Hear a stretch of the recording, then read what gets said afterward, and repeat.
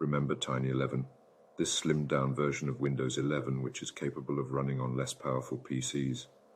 Well, it looks like it's now possible to run the OS on a Raspberry Pi. Tom's Hardware has taken the challenge and tested it out. They put the RM64 version of Tiny11 on a Raspberry Pi 4, which sports 2 GB RAM, the minimum requirement for Tiny11, and a processor that runs at 1.5 GHz. The good news is, the OS works. Microsoft Edge was tested, and web pages could be browsed, though with a bit of lag. Though, to get the best experience, Tom's recommends against using a microSD card as that's too slow, instead opting for a USB flash drive.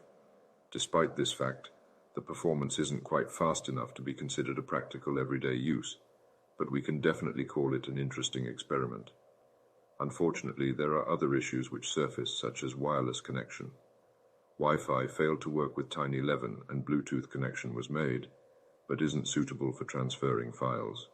A wired Ethernet connection will give you proper internet access though. All in all, Tiny11 for RM64 is still a very early version, and expecting it to be perfect is a bit of a stretch. Although there have been some bug fix releases, it's still not smooth sailing just yet.